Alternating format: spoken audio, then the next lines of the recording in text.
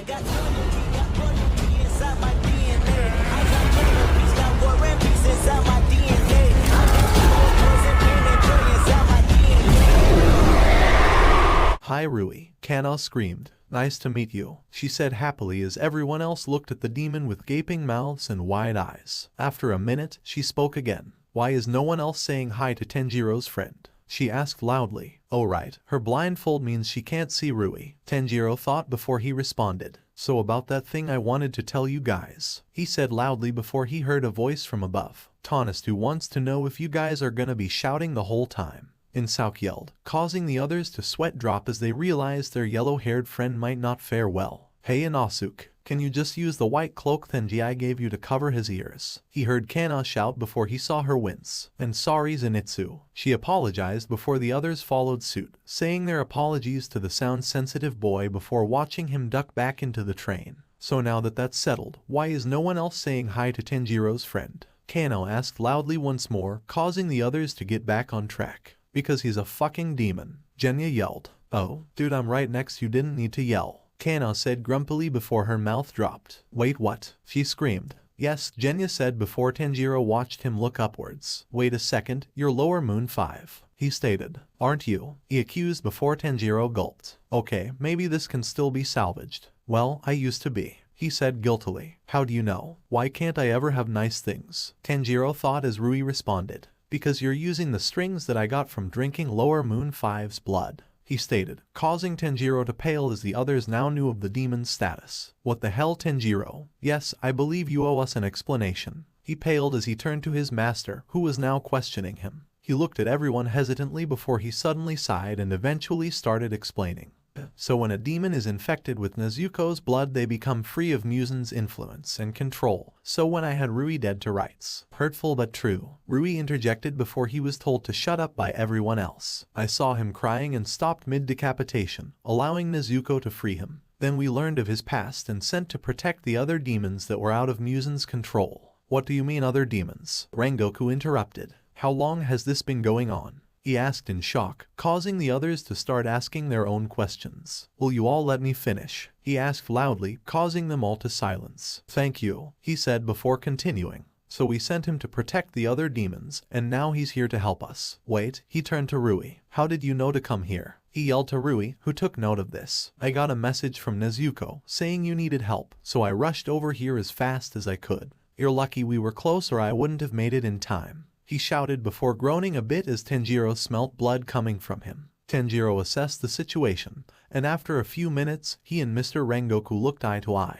Can we agree that the first thing we need to do is get the people off this train? He asked as they hung from the train over the ditch. Mr. Rengoku did the same as him, cautiously looking around before nodding. That we can, but we will have a lot to talk about when this is over, he said before turning to the demon above them. Demon, use your strings to carry the passengers to the bridge, he ordered, causing Tanjiro to wince before he looked at Rui. He didn't seem happy to be ordered around, but looked like he felt didn't deserve kindness. I'm sorry, I'm using everything I can to hold the train and grip the bridge, he said before realization flashed on his mind. Can you have people carry them up the strings? Thanks to chain I can make them sticky enough for others to climb, he explained, before his face scrunched up in thought. Chain is the name chosen by the other demon you sent with me, Nezuko. She says hi by the way, Rui responded while Tanjiro looked at them questioningly before groaning. Nezuko, we are talking about this later, he said before Mr. Rengoku spoke. Young Hashibira, take young Agamatsu and start carrying the passengers up to the bridge. Young Shinazugawa, young Kacho, help us get inside the train and we can assist them, he said before a noise came from inside the train. What was that? Genya ducked back in the train and looked downwards to the entrance to the engine room to see someone crawling out of it, and widened his eyes. He looked as a burnt corpse somehow crawled out of the engine room that was burning with pink flames. Its skeleton was charred black and it had barely any flesh on its arms, legs, or face. The torso was no better, given he could see all the ribs. It was basically a skeleton with chunks of flesh splattered with parts of flesh. In short, it was fucking terrifying.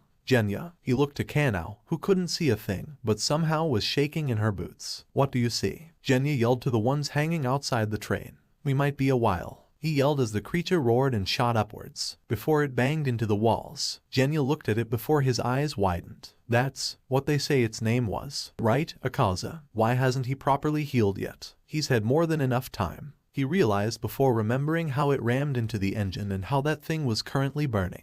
Right, he healed from burns, but now his body's aflame, which is apparently enough to counter his regeneration. He thought before he noted how it was moving questioningly. He watched as it banged into another of the train walls. What is that thing doing? He asked out loud as Kanao took note of his voice. Thing? What thing? She asked, causing Genya to relay to her what he saw before she hummed in thought. If what you're saying is true, then all of his sensory organs are shot. I don't think he can tell left from right, much less actively seek us out, she said gratefully before continuing. This might be our only chance to kill him, she said seriously as Genya looked at her in shock. In case you've somehow forgotten, you're blindfolded and I'm out of the strength I got from eating the demon's flesh. Besides, if we accidentally destroy the parts that are on fire, he'll regain his full strength. We won't be able to stop him then, he said grimly before he crouched down to the seat as Aaza slammed into the side of the train. Whatever you guys are doing there, could you stop rocking the train? She heard the demon keeping them alive yell. My threads might not snap from it, but the same doesn't go for the bridge. Genya's eyes widened before he looked downwards at Aaza in fear. Even as a fucking flaming walking corpse, he's still a threat to us, he thought in a panic. Alright, change of plans, he said as he prepared his gun and yelled to the ones hanging outside the train.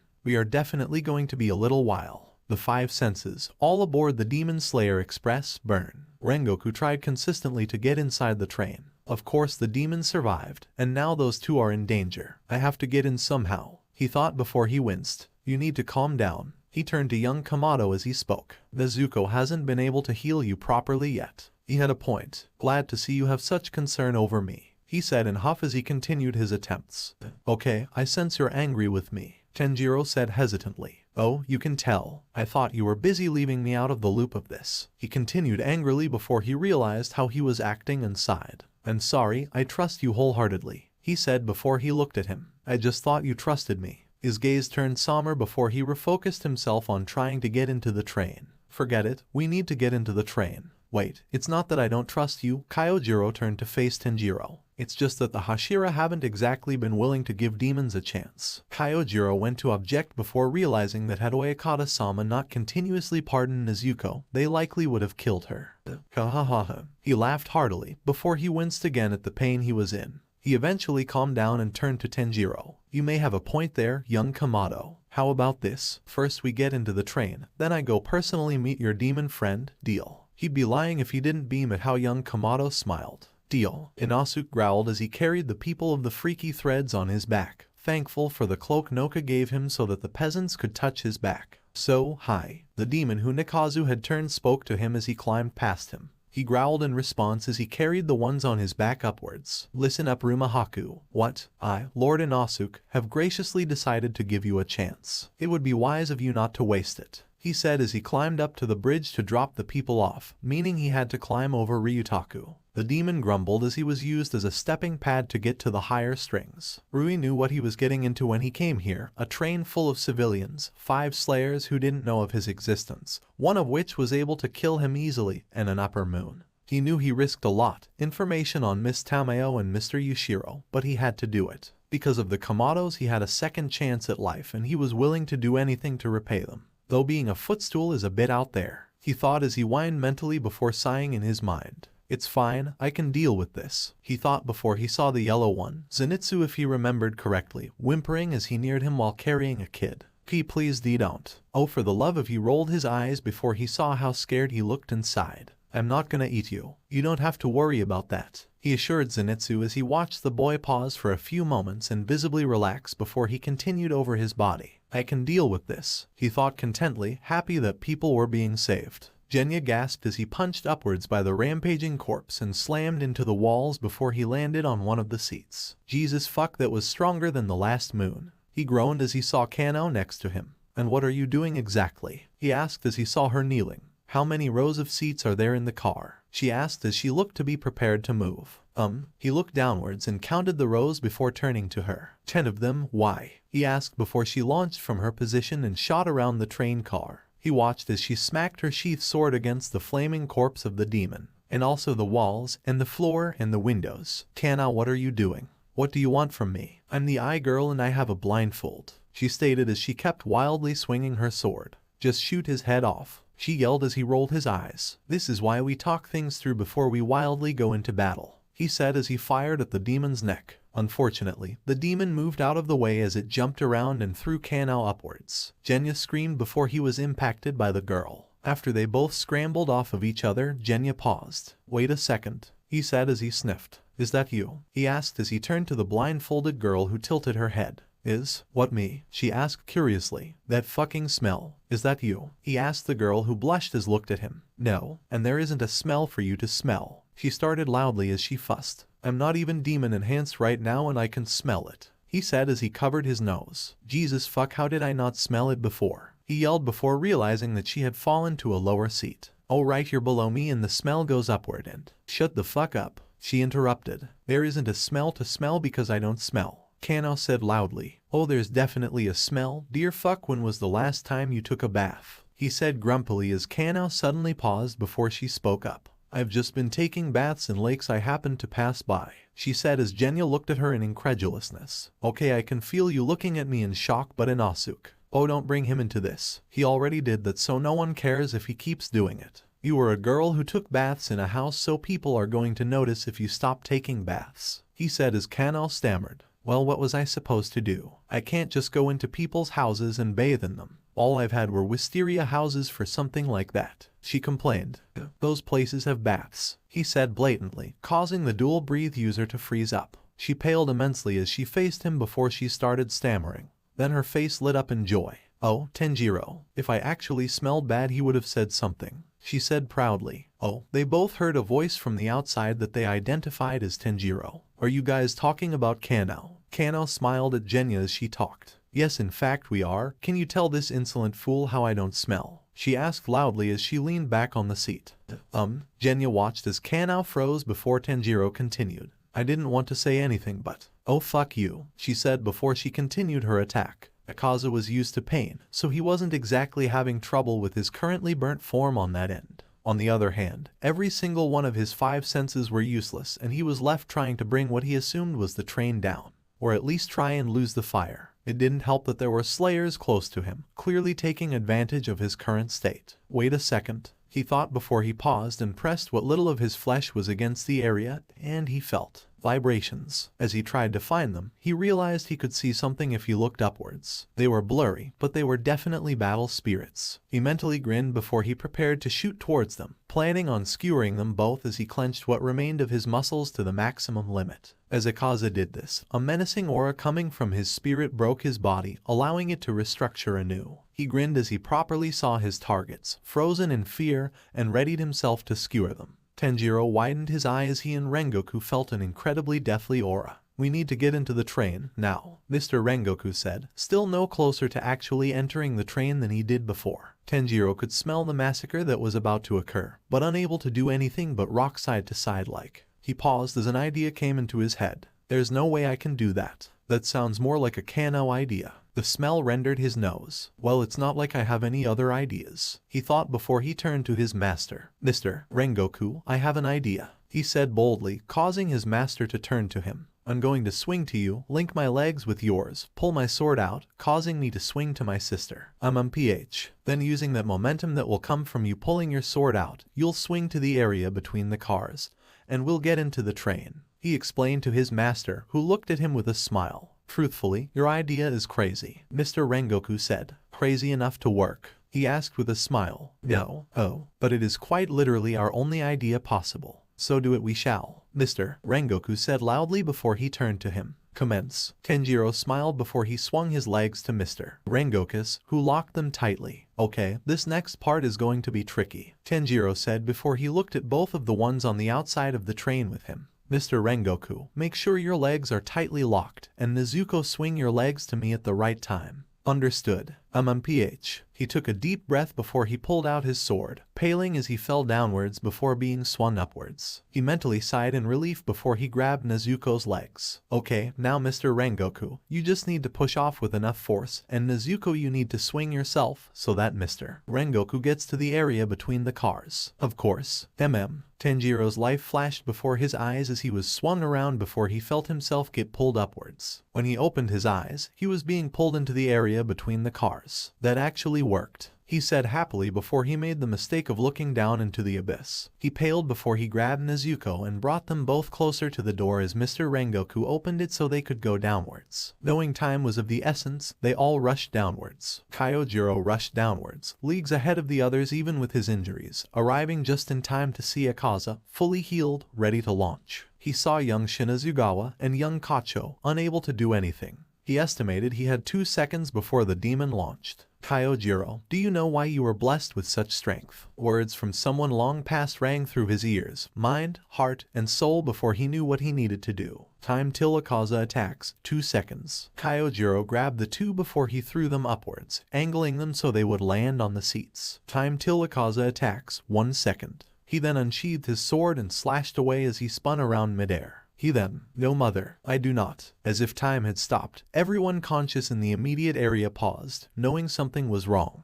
As misfortune would have it, 2 things were wrong. 1. Kanao's blindfold had fallen off, and she was currently viewing everything in detail. 2. Zenitsu, Inosuke, and Rui had felt something was wrong, but Nezuko, Genya, Kanao, and Tanjiro could see it. Kyojiro had estimated 1 second too much. Now the 4 slayers looked at the pillar, who now had the fist of a demon skewering his chest. They watched as his eyes filled with pain as the pillar registered the blow, all of them unable to move as they watched in terror. Aaza looked at him in pity before he removed his fist and threw Kyojiro downwards to the flaming engine room, only to land disgracefully on one of the seats. A pity, he said as his eyes showed an infinite amount of emotion. He hung from the frame of the train as he looked at them all. And now it's over for all of you. Suddenly, the train creaked and Aaza instinctively looked downwards to see the skewered pillar looking at him with determination. No, just for me. It turned out when he slashed his sword outwards, he had cut something. It is so you can protect the weak. As the cables connecting the other cars to the one Kyojiro and Aaza were in fell apart, Kyojiro smirked as he felt the car fall downwards, with the upper rank in tow. Kyojuro. Tanjiro screamed as he watched his master fall downwards in the train car and plummeting towards the ground. Father, a voice said as he entered the room, I'm pleased to announce I have just become a pillar. A bottle was thrown in his direction and landed on the floor, some of it spilling onto his shoe. Who the hell cares? It's all pointless. Well, that's to be expected, he thought as he left, headed for his next mission with a smile on his face. As he did so he passed by his brother who was diligently cleaning the house. Tanjiro, I'm glad to see you're still working hard. It's only cleaning, brother, he said awkwardly. Besides, compared to you this is nothing special. He sighed as he remembered his mother fondly before mentally scolding himself. Tanjiro was too young to remember our mother when she died. Any pain I feel is nothing compared to what he may feel. Nonsense, Tanjiro, he said as placed his hand on his shoulder. You work diligently to maintain the household. That is more than enough. Speaking of which, I look forward to trying your cooking when I get back, he said joyfully as he headed to the door. I'm off, Kyojiro Rengoku said as he headed out. The flame pillar, Kyojiro Rengoku. As the train car fell downwards, Kyojiro coughed up blood. Was that from the anticipation of the impact? He then felt the pain in his torso. Or it's the hole in my stomach, it feels like. He coughed up more blood. Definitely the stomach. Of course he hadn't properly estimated Aaza's attack time. He had always made mistakes like that. Maybe if he had been better, he never would have gotten into this mess in the first place. Suddenly, he felt his body get kicked to the walls as he slammed against the window of the falling train. I hope you're fucking happy, Aaza said as he hit the dying pillar. You sacrificed yourself for absolutely nothing. I'm gonna survive this fall, and you're gonna be an unrecognizable corpse, he said as he pounded him repeatedly, each hit showing his rage. The 4 slayers watched as the train car fell downwards in massive panic. They couldn't do anything at all. Even if they could get to the train car, there was an upper moon there, and Mr. Rengoku was fatally injured. I should have been able to heal him, Nezuko thought as she cried as she gripped her blade in fury. That's my whole thing. That's what I bring to the whole team, she sobbed before she looked at her blade. And I can still bring it, she thought in determination. Kyojiro turned himself around in pain and attempted to slash at Aaza, only for the demon to catch the injured swordsman's blade in his hand before he broke it in half. The demon then looked at the snapped piece of metal in his fist before he turned to the flame pillar. You hear that, Kyojiro? Aaza said as he pushed Kyojiro to the wall by the throat. It's the sound of flames going out, he said as he squeezed the pillar by the main way he utilized his fighting abilities. Not that he could even fight due to his broken blade and the hole in torso. Now you have no chance of cutting off my head, and even if you did, you're gonna die from the impact, He then brought himself closer to Kyojiro's face. Now become a demon, now. Kyojiro knew that he wasn't going to survive this. It was obvious. If the wound didn't kill him, Aaza would. And if he didn't kill him, the impact would. There was no way out of this for him. He couldn't even cut off Aaza's head now. His blade wasn't enough. Who do you think you are? You aren't a hero here. You're not the one who's gonna beat me. You're the one who's gonna die here. You're the one who's gonna have a funeral without a body. You're the one who's gonna be remembered as a failure. He paused for a while to let his statement sink in. So become a demon and engrave your name in eternity. Zenitsu panicked as he crouched down and covered his ears as he freaked out on the back of the train. Manishi, what's wrong? Inosuke asked as he moved around him, not able to touch him. His voice, his heart, it's going out. He kept repeating and stammering as Inosuke looked at him in shock. What? Whose voice? What heart? He asked in a worried tone. He knew something was wrong, but what could he do? He felt the train rising. Why did the train start rising? Forget it, focus on Zenitsuke. He thought as he used the cloak Akona had given him to pat Zenitsu's head. Don't worry, everything's gonna be okay, Zenitsu, he said calmly. He continued this for a few minutes, wanting to get him as calm as possible. Eventually, he calmed down enough to look Inosuke in the eyes. We have to get to the bottom of the train. Now, he said in a serious tone. As this happened on the top of the train, specifically the caboose, Rui looked down on them. The train suddenly got light enough so I could properly use the bridge to pull it back up. But what happened? Aaza, what did you do? He thought in fear as he tried to get the civilians up to the bridge. I will not. Aaza widened his eyes at the statement of the dying pillar, who looked at him so intensely it was as if he was trying to kill him through sheer force of will. He had already discarded the broken blade, knowing it wasn't long enough to slice his head. To survive off killing humans is a life not worth living. For some reason, that irked Aaza something fierce. So bold of you to assume all humans deserve to live. He screamed before he threw another punch, this time at his chest, causing the flame breath user to cough up blood. You'll die as the first flame pillar I ever killed. He yelled as the train continued turning in midair before he picked him up and threw to the only other car connected to them. The engine car that was still on fire. Oh right, those pink flames will heal you. Though based on what I've seen, I doubt even getting the flames applied constantly from Nezuko directly will heal an injury like the one I gave you, he said as he started walking towards him menacingly. Either way, once we hit the ground you'll be dead on arrival, he said before he sensed something and whirled around, only to get skewered with a sword engulfed in pink flames right through the chest. He screamed as it passed through him like butter before he healed himself, his skin easily breaking through the burn. It then embedded itself in the already destroyed engine, right next to Kyojiro. That sword. I know that sword. Nezuko growled as tears streamed from her eyes. Mr. Rengoku, take this sword, she thought as she looked to the falling train cars where she had thrown her blade. Kyojiro looked at the blade next to him. Empowered with the flames of the engine car he gripped the flaming blade, and suddenly all the pink flame went out as he slowly stood up. Why did the flames go out? Is Nezuko only able to ignite when she's holding it? He questioned as he tried to prop his stance. When, suddenly a thought that definitely wasn't his came into his head. Suddenly, the blade, colored by Nezuko's flames, slowly turned blood orange. What's going on? He thought before he was shocked at the sight of the blade suddenly bursting into flames the color of his blade. He then grinned as he got into a high stance. The only ones dying here, he said as the flames rose cover his hair, will be in this car. Set your heart ablaze. Overcome your limits. I am the flame pillar, he said to Aaza, who looked at him in shock as the flames spread from the blade to the pillar's body. He watched as one by one, his wounds healed.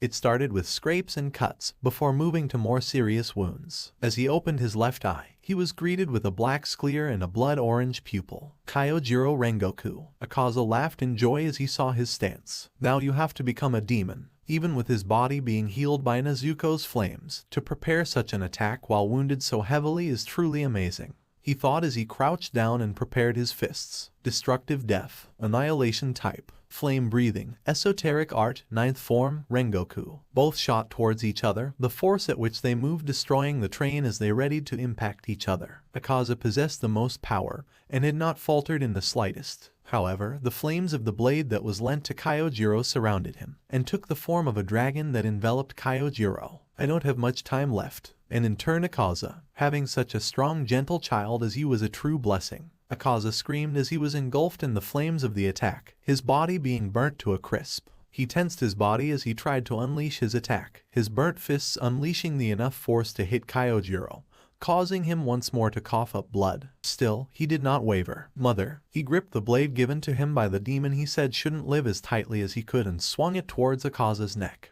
It was I who was blessed to be born to such a woman as you, he thought as the blade slashed into Aaza's neck. You were right. Aaza's eyes widened as he heard Kyojiro speak in the inferno of flames harmful only to demons. I was unable to beat you without a demon's power. The same demon I never accepted until now, who fought to save humans and me, which is why I will survive. He screamed. Aaza was unable to do anything in that moment, the flames burning him from the inside now. And make it up to her, he said as he shot past the demon, taking his head with him. Now may we never meet again, he said as the force of the flame carried him upwards. As the force of the attack he launched, combined with the power added to him by the demonic fire, Kyojiro smiled. As he elevated, he remembered something father had told him. What's the damn point? It's been over a century since even an upper moon was killed, much less us actually getting a shot at killing the Demon King. Well, how about that? He thought as he let a smile grace his face. I killed an upper moon. Looks like things can change. It was then his elevation started to slow. I'm not gonna be able to make it to the train. It was foolish to think I could, even with youngest Kamado's flames. He thought as he finally felt the force leave him, and he stopped moving, briefly pausing in the air. As he did so, he noticed a significant portion of the train was on the bridge. Young Rui must have pulled it up.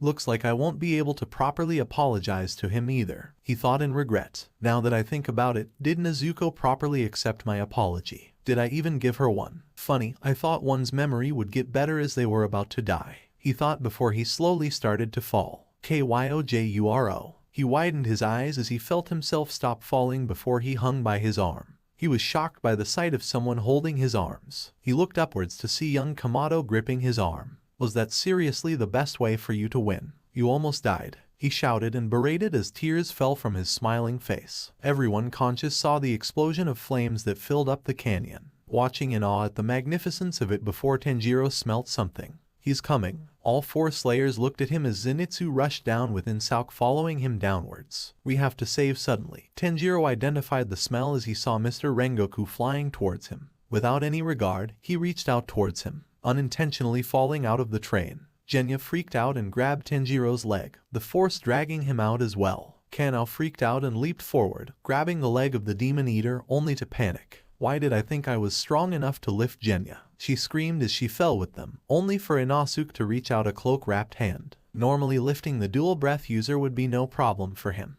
Only it wasn't just her. Zenitsu screamed as he grabbed Inosuke's leg. Unfortunately, the combined weight caused him to fall along with the others. Suddenly, just as Tanjiro was able to grab Kyojiro's hand, they all went taut. Slowly, they all looked upwards to see they were suspended in midair. Are we all dead? Zenitsu nervously asked. If we are, then can we all let go of each other's legs? Genya asked grumpily. Yeah, this is really uncomfortable, what with the gripping of our legs and the not liking to be touched, Kanao said as she blushed at the position she was in as she screwed her eyes shut. Honestly, it would be better if we all just let go before something bad happened. You guys are just as crazy as Tanjiro, though I guess that's to be expected. They all looked upwards to see Rui extending a hand towards them, allowing them to notice the threads wrapped around Zenitsu's ankles. Thanks for making the train light enough so that I didn't need as many threads to get it onto the bridge. Once they were all on the bridge, they all sighed in relief at being on relatively solid ground. And more than that, they were welcomed to a very lovely surprise. Seriously? Young Kacho asked as she looked at his torso. There's no indication of you getting wounded at all, she screamed joyfully before wincing at young Agamatsu covering his ears. Sorry, hehe, she said sheepishly. Yes, youngest Kamado's flames engulfed me and gave me the advantage I needed to kill Aaza. He then turned to the demon young girl. And for that I thank you. I also look forward to training you. He found great joy in her smile. Still, that was a pretty serious wound you got there. He turned to young Shinazugawa who had his flaming hand held out. Let me check you just in case, he said as he walked towards him before the pillar held his hand out. I thank you for your concern, but I must ask you to check on the passengers first. The train derailing could have easily injured them, Kyojiro said before he turned to young Rui,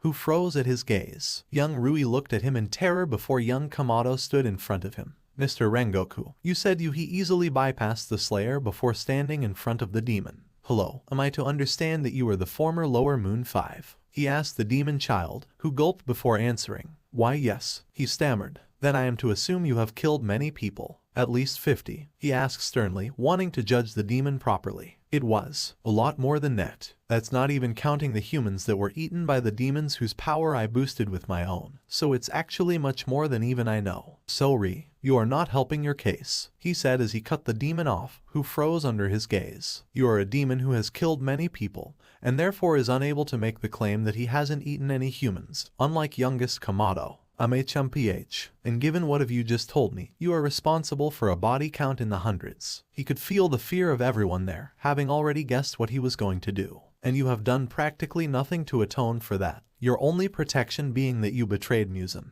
he said with no emotion as he felt the others brace for decapitation. Yet despite that, you came here knowing there was an upper moon, and that you were at risk of being found and subjected to Muzan's punishment. Can I also assume this is correct? I wish to have all the facts before I make my judgment.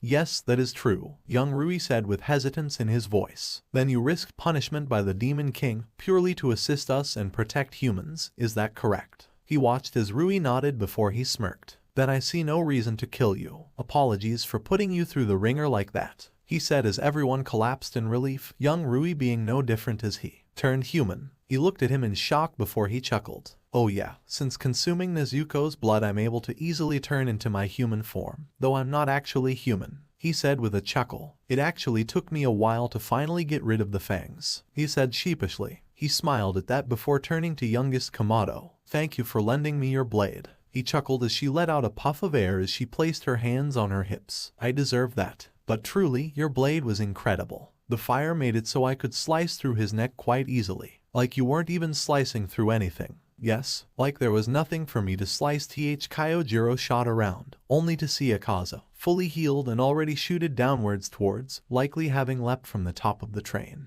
In that moment, youngest Kamado's flames must have been so great that they burnt through his neck, so the sword didn't actually slice his neck. He deduced as Akaza's fingers began to pierce his stomach once. No, if I'm taken out he'll slaughter everyone else. Suddenly, blood flew into Akaza's mouth, causing him to start choking from the sudden substance in his mouth, allowing Kyojiro to push him away before he could get his fist all the way through his body. Unfortunately, that didn't stop the pain. He staggered at the wound in his stomach before focusing on Aaza, who was now writhing around before turning his attention to youngest Kamado. He was interrupted by the girl rapidly making noises, unable to actually speak. She said she couldn't think of any other way to stop him, given you were already wounded. Young Shinazugawa said, prompting a question from him before he realized he had other worries. Akaza's leap from the train had caused it to become unstable. No, young Rui said as he unleashed his threads to keep it from falling.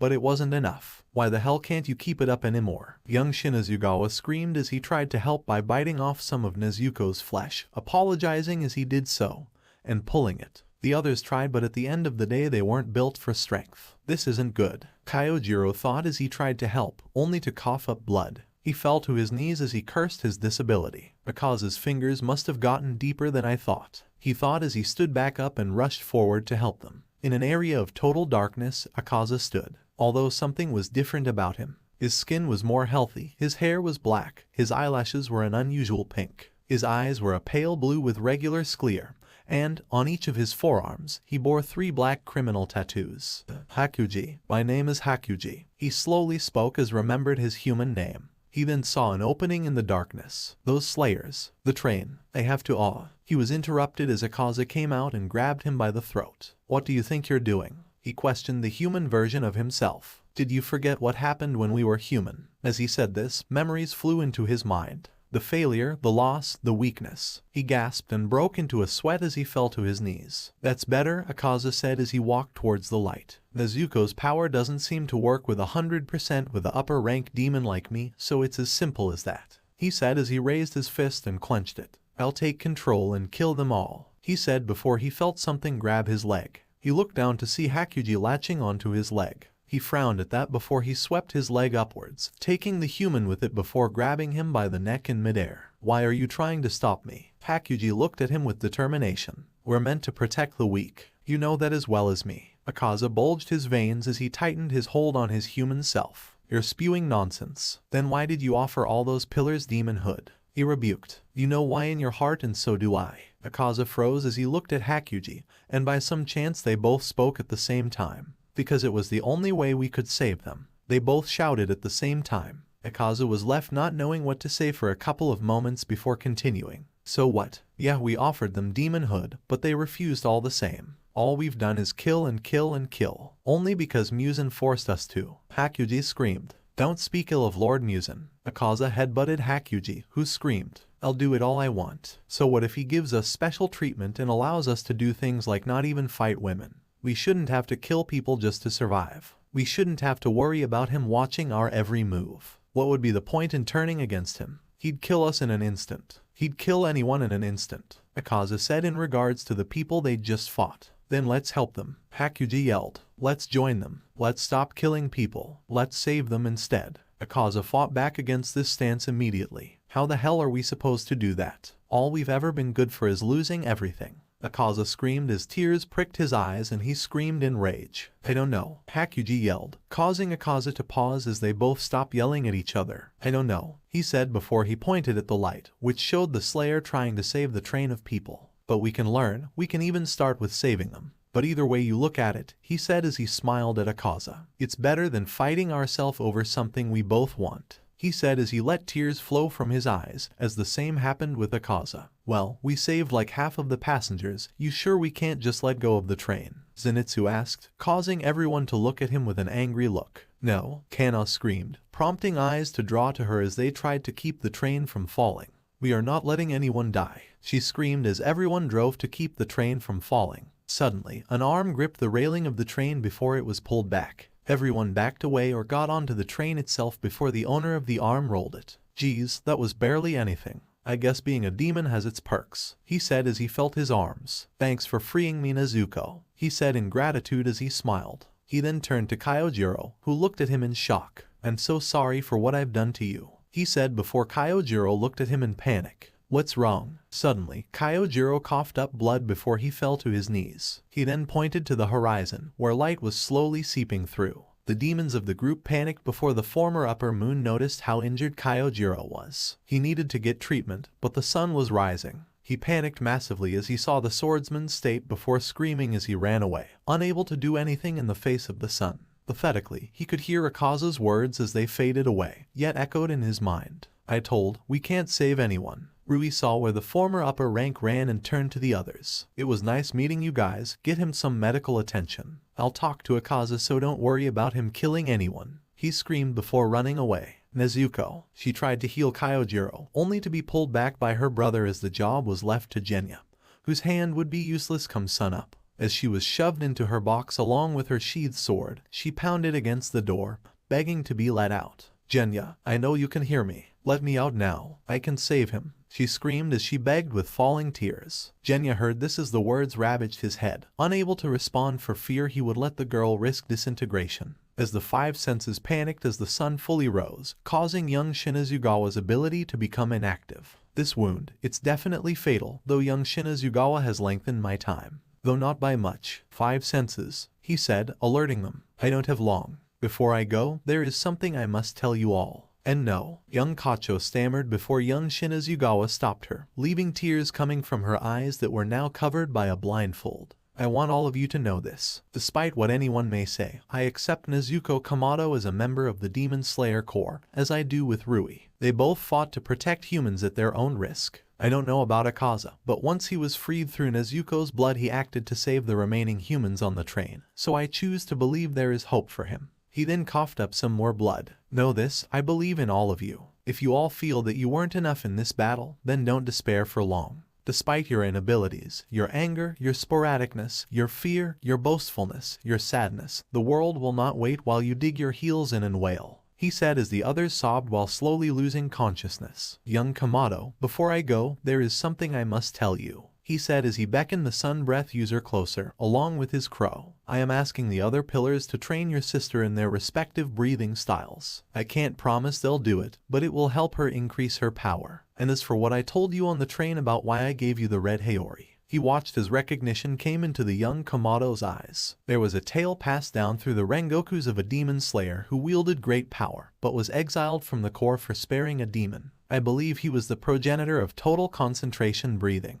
From what little I knew of him, I saw in you. I believe you will one day reach his heights. The Haori I gave you is proof of that. he said before he shakily placed his hand on the boy's head, who couldn't stop his tears from flowing. He barely had any time left now, but before he went, he needed to say something. And in truth, I think it looks cool on you as well, he said with a smile on his face before everything went black. In an endlessly large extra-dimensional space of wooden rooms, endless halls, and moving corridors, there was a demon. A tall, curvaceous, and slender woman with lime green eyes, long eyelashes, and very pale skin. Her initially black hair was styled in a full, long ponytail with kanzashi hairpins holding up the ponytail. She had a pink flower-patterned obi wrapped around her waist. She sported 2 pink flower-like demon crests on her face and wore a 2-piece version of her kimono consisting of magenta pink panties tied by long, black bows on the sides and with 2 magenta pieces of cloth that cover her chest. She had magenta thigh-high stockings with black flower patterns and tall 3-legged senmeiba, komageta or mitsuashi shoes. There were black cracks on various parts of her body and her hair was a pale white with lime green tips. But the most interesting observation about her was her eyes. The Daiji for upper rank was engraved in the left eye and the kanji for 6 was engraved on the right. This is Nakaim's power, she thought before scowling. Why on earth would she bring me here? She thought in annoyance before she widened her eyes. Unless, no it can't be, she thought in shock. They managed to kill an upper rank. As the Kakashi came to scene, they were greeted with 5 sobbing kids before one with a buzz cut turned to them angrily. Zenitsu said his heart was still beating. He screamed before he gripped the flame pillar along with the boy in red. Get him some medical attention. The boy in red screamed. All aboard the Demon Slayer Express. End. Act 2. End. Next part. The upper ranks assemble. Upper 6, Daki. So lovely to be back here with all the freaks. Upper 5, Jayako. My, how lovely it is to see you in good health. Upper 4, Hantingu. Oh dear, please forgive us. I beg of you, I beg of you. Upper 2, Dauma. I was worried you might have gotten yourself killed. You are the weakest of us all. Upper 1, Kokoshibo. I've been here since the beginning. Demon King, Muzan Kibutsuji. What a horrible wretched thing changes. Chapter 1, Recovery. Chapter text. Kaguya could not believe his ears. They actually managed to do it. He thought in joy. Good job. Kyojiro, Tanjiro, Genya, Kanao, Inosuke, Zenitsu, Nezuko. He said before he turned to where his wife must be. Can you not see it? This is an omen. Nothing has changed for over 100 years. And then something like this happens. Muzan Kibutsuji, you will surely feel this. This is the era we put an end to you. Genya groaned as he walked through the butterfly house, not feeling anything right now. What the fuck was he supposed to feel anyway? He got beaten up by a lower moon, subsequently traumatized by that same lower moon, and then was barely any help fighting that upper moon, even when it was severely weakened. On the way back to the butterfly house, they all aligned their stories. When Aaza rammed into the train, it was sent off the edge, but only part of it. So Rui never needed to be there. The battle between Kyojiro and Aaza miraculously destroyed the cars that were dangling off the side, explaining how it was perfectly on the tracks. The battle between the upper moon and the pillar went practically the same. Only after that surprise attack from Aaza, Kyojiro sliced his head off. What? They couldn't say Aaza was still alive without blowing everyone else's cover. Besides, they all agreed the flame pillar deserved it. As he walked around mindlessly, just trying to deal with how fucking useless he was, he suddenly saw something that made him widen his eyes. There were 2 people there, though what shocked him wasn't how they seemed to be polar opposites, or how one was yelling at the other. No, what shocked him was that they both seemed like knockoff versions of. Don't say that about Kyojiro, the younger one said to the older one, who snarled. He was a worthless idiot who nearly let everyone die. The older one said, a person's talent is determined from the exact moment you're born. Kyojiro was clearly someone who lacked any. A worthless the older one was cut off by a loud noise before he felt a pain in his. He screamed as he fell to one knee, only to look to the side and see Genya holding his gun towards him, the barrel smoking. Keep talking like that and I'll put one in your fucking head, Genya said as he breathed heavily, causing the man to look at him angrily. Who the hell do you think you are? He yelled. I'm one of the people who was fucking there when Kyojiro saved us all. Without him we would all be dead. And look how that ended for him. The worthless fool, he was cut off by another gunshot as his head knocked backwards before he fell to the floor. The younger one looked at Genya in shock before the gun user spoke. Don't worry, I used healing bullets infused with the power of my friend's healing flames. He only felt the pain of getting shot in the leg and the fucking head, he said before he figured something out. You're Sanjuro, and I figure that guy is Shinjuro, he questioned, getting a nod from the boy. Huh, guess these are for you. he said as he pulled out 2 pieces of paper. Kyojiro said he had these things prepared before every mission in case something should happen. He said as he gave them to Tanjiro. I'm gonna go and I don't fucking know, he said as he walked into the room they both just exited. Shinjiro groaned as he woke up, looking around before he saw Sanjiro in the doorway. The hell do you want? He asked as he nursed his headache, not willing to admit he was just hungover. He then noticed a piece of paper next to him. What is this? He asked angrily. Kyojiro had letters prepared for us should something ever happen to him. Shinjiro snarled at that before throwing his bottle at the door. As he heard it close, he thought about the letter before dismissing it. The hell do I need something like that for? I already know perfectly well what he probably thought of me. This line of thought persuaded for a couple of minutes before he opened the letter, if only to see what his son used his last words on. Dear father, if you're reading this, then that means the worst has happened to me. I must say that I am very sad at the state of our relationship. Please remain healthy, and try to take care of Sanjuro. I imagine he'll be very saddened when he learns what happened. And I am very sorry that I wasn't a better son. Signed, Kyojiro Rengoku. He frowned at that before tossing the note behind him and getting another bottle. He uncorked it before he prepared to guzzle it down. Please remain healthy. The words of the letter rang into his mind, causing him to freeze before he slammed his bottle down. Slowly but surely he started crying as he truly realized what had happened. Kyojiro, he sobbed. Genya leaned against the wall as he sighed. What a fucking way to end their first mission. The Corps is now officially down 1 member, and 4 of them officially don't even feel safe leaving the butterfly house, and everything was all officially screwed. Mr. Genya, one of the little girls said. Fuck, he didn't know. The only thing separating them was their bows. I think one of their names were Kyo. Whatever. Suddenly, he felt something touching him and he shot upwards, looking down at the girl. He watched as she stepped back in fear before slowly speaking. There's a gift outside for you, she stuttered before running off. Did he forget to mention he was one of the ones who didn't feel safe leaving the house? After reloading his gun and making sure he was prepared to fire, he slowly walked towards the entrance to the house and slowly looked outside, only to see a fucking car. What the F? Kids Genya's age like cars, right? Course they do. They totally do, right? The guy asked as he held a demon to the ground. Why the fuck are you asking me? The demon yelled as it tried to free itself from the man's sword. Well, I can't go asking anyone, and I figure since I literally came here to kill as many of you as possible, I figured I could talk to at least one of you. So point is, car, good gift for a kid who just got traumatized, right? The demon looked at the scarred man in shock. Traumatized? The fuck did he get into? The demon asked, to which the slayer responded with a scowl. A fucking moon with a fucked up in the mind and was probably screwed in the head gave the kid a really realistic dream where he was torn apart by the corpses of his loved ones. He said blatantly as he dug his sword into the ground. Oh wow, that's fuck man. Yeah, you know I once ran into a dude already in the act of beating a kid and I started with chewing out his stomach. I find it's the most painful way to kill a human, aside from starting with the genitals. Course I then killed the kid instantly. He looked up to see the guy already walking away,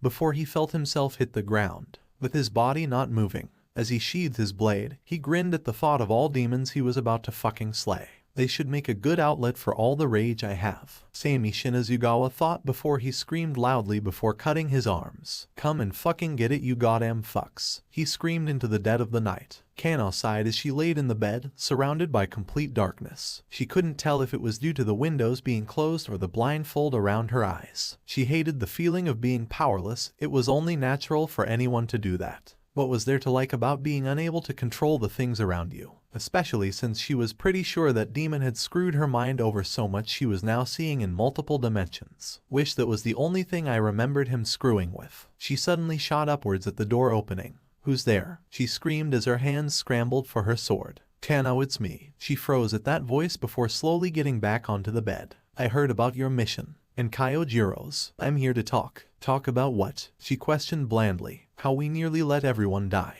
How we nearly died. How? Forget it, she said before she leaned her head back and covered her face. Kano, what? She interrupted her as she cried. No one was supposed to get hurt. She screamed. I screwed up when I was under that demon's control and hurt 9 people. That wasn't supposed to happen again. She screamed as she hit her head. I'm just so stupid and I don't. You're not stupid, she sobbed as she listened to the only other one in the room. Really, tell that to anyone who's ever met the new me. And what sucks is that I don't know how to be anyone else and I'm going to hug you now. Kano heard before absent-mindedly nodding her head and being hugged. You know, I heard you managed to catch a pillar and an upper moon off guard, through. I actually don't remember. It was, a conversation.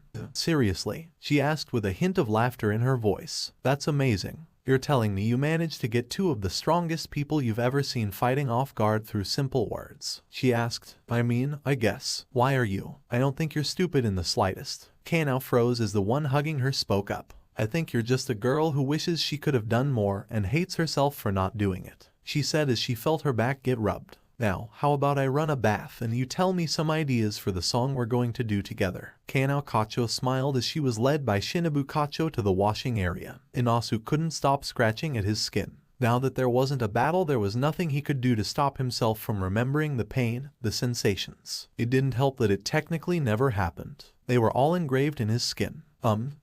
His head shot to the side before he saw the three girls who had always helped with the healing stuff. He remembered how sad they had been when they had seen Kyojiro's body. What is it? He asked, trying to be quiet in case Tenisu was close.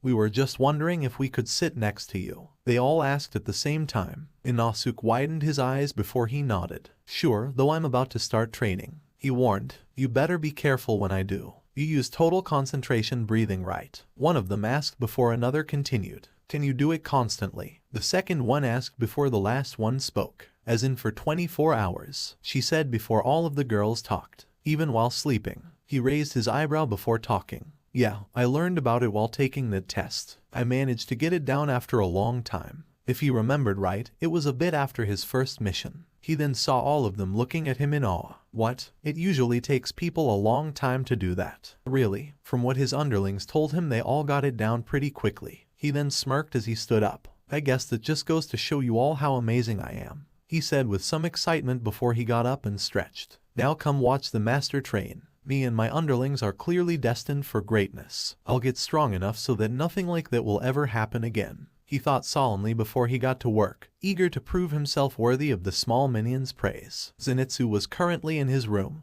covering his ears. Too many noises, too much sound, not enough quiet. He whimpered in his bed as he muttered out loud, trying to drown out all the noise as he screwed his eyes shut before hearing something behind him and turning around to see. Hey there, you've gotten more observant, Tenjin said before frowning as Zenitsu suddenly backed away. Don't tell me I was. And no, he assured the higher-ranked slayer. Guess he was briefed on the details. He shuddered before looking at him. It's Hinatsuru, Makio, and Suma. He watched as the eyes of the pillar widened before noticing how he flinched. Hey, we don't have to worry about that anymore. In fact, they aren't even here, he said as he snapped his fingers rapidly. Why are you snapping your fingers? He asked nervously. No reason, just arthritis, he said quickly before Zenitsu closed his eyes and listened to the heartbeats before panicking. You're lying to me, he said as he started backing towards the window. Why are you lying to me? He asked nervously and quickly as his eyes darted around. What are you gonna do to me? He asked as he started trying to open the window. Tenjin paled as he watched his Suguko act so desperately before trying to speak, getting interrupted constantly by the thunder breath user before he spoke. I wanted to bring you fishing, he said before wincing at how the younger one covered his ears. Sorry, he said awkwardly. Slowly, he looked at Tenjin. Why would you want to be our bring me fishing? He asked hesitantly. The white-haired man sighed before explaining himself. Whenever I went on a stressful mission where I ended up screwed over, my piece of shit sperm donor just made me train more. Something I always wanted to do was just fish, he said as he reached behind the doorway and pulled out some fishing rods and a bunch of bait. Lots of bait. That's a lot of supplies for 2 people, he said suspiciously before the pillar quickly spoke. I might have been a bit excited and overpacked, he said. He doesn't sound like he's completely lying. There's this big lake right outside my estate. Crap, he said as he realized they'd have to leave the butterfly estate. I might not have thought this through, he said as he slowly put the stuff down. Would you leave me alone? He heard the kid ask. If I go with you, you promise you'll stay with me the entire time? He asked nervously. I, Tenjin Yuzui, promise, he said with a clear heart. As the two left the estate, 3 Kunoichi came out of hiding. Well, that was close, Hinatsuru said as Suma sobbed. I wanted to go fishing with them, she whined before being smacked over the head. Quiet, he might hear you, Makio said angrily as they all waited till they were a good distance away to start moving back to the sound estate. As the two cast out their rods, Tenjin tried to think of something to talk about before something came to him. Hey, remember that breathing style we were working on? Zenitsu perked at this. Yeah, lightning breathing, I finally got one form perfected. And I think I pulled off godlike speed, he said excitedly before sweat dropping. Though I don't remember actually using the last one, he said awkwardly. Okay, so he still does the battle sleeping thing. At least he had gotten better though. Flashily good job. Though I think we can do better than one form. This coming from the guy with 5 breathing forms, he said with a smirk. Still more than one, he retorted before something made Zenitsu's rod move. Seriously, I think you actually got something, he said in amazement. Really? What should I do? He asked in a panic before Tenjin got behind him. Just slowly back up so you can bring it on land, it's easy, he said as Zenitsu followed his instructions before his eyes looked at a paper mixed in with the bait, causing his concentration to slip. This in turn allowed the rod to fly out of his hands. He immediately crouched down and covered his head, worried for what was about to happen. Aw damn it, guess that's one less fish we're getting, Tenjin said before looking at the boy in concern. He slowly crouched down before patting his head. You don't need to worry about it, we have others, he assured, waiting until Zenitsu slowly got up before going to get the replacement pole and bait. Mr. Yuzui, what was that paper I saw? Tenjin froze at that before turning around and grinning. Just a list of endangered fish species is all. Don't you worry, he assured him as he glanced back at the piece of paper. I am very sorry for what your friends have had to go through, Master Kaguya said to Tanjiro as they were both in the courtyard. Tanjiro was currently kneeling on the stones of the garden while Master Kaguya was in the manor. You don't need to apologize, Master. You're not the one at fault, he thought guiltily before looking up at him. Though I am curious, may I know why I was called here? He asked curiously, causing the master to smile. I see you're very eager to know. Do you know how your testimony differs from everyone else? He asked, causing Tanjiro to raise his eyebrow, while inside he was panicking. Did I say something wrong? Did I not properly plan things out with everyone? He thought in a panic before speaking. I cannot say I do, sir. Apologies. You said it was only through a team effort that you were able to beat Enmu. However, everyone else said that had young Kacho not interfered with your fight, you would have single-handedly killed the demon moon. Tanjiro widened his eyes at that before thinking it over. True. The only reason he wasn't killed immediately was because Kanao knocked me out since my body was about to pass out. And after that he was only barely able to dodge my blade. But, you do however realize that either way, you still killed a demon moon, correct? Tanjiro nodded, wondering what he was alluding to. Due to Kyojiro's, we are now down one pillar. Tanjiro's eyes widened as he instantly got what the master was implying. Tanjiro Kamado, would you like to take on the position of pillar? He asked the boy, whose soul shook at the mere thought of it. Before you say anything, this was recommended to me by Kyojiro, who wrote the message down and gave it to his crow as soon as he realized the moon had been killed. If you have feelings about being weak, he also included this tidbit of information. He cleared his throat before speaking. I can honestly say that currently, young Kamado's strength surpasses the strength I had 2 years ago when I first became a pillar, he said as Tanjiro imagined Kyojiro speaking. So, what do you say? Tanjiro then saw the other 4 senses along with Nezuko looking at him as they were all in a bedroom, having all discussed their days with Tanjiro's being the last one. What the fuck did you say? Genya asked eagerly. Tanjiro looked at them all before opening his mouth. In an endlessly large extra-dimensional space of wooden rooms, endless halls, and moving corridors, there was a demon. A tall, curvaceous, and slender woman with lime-green eyes, long eyelashes, and very pale skin. Her initially black hair was styled in a full, long ponytail with Kanzashi hairpins holding up the ponytail. She had a pink flower-patterned obi wrapped around her waist. She sported 2 pink flower-like demon crests on her face and wore a 2-piece version of her kimono consisting of magenta pink panties tied by long, black bows on the sides and with 2 magenta pieces of cloth that cover her chest. She had magenta thigh-high stockings with black flower patterns and tall 3-legged senmeiba, komageta or mitsuashi shoes. There were black cracks on various parts of her body and her hair was a pale white with lime green tips. But the most interesting observation about her was her eyes. The Daiji for upper rank was engraved in the left eye and the kanji for 6 was engraved on the right. Upper Moon 6, Daki. This is Nakaim's power, Daki thought before scowling.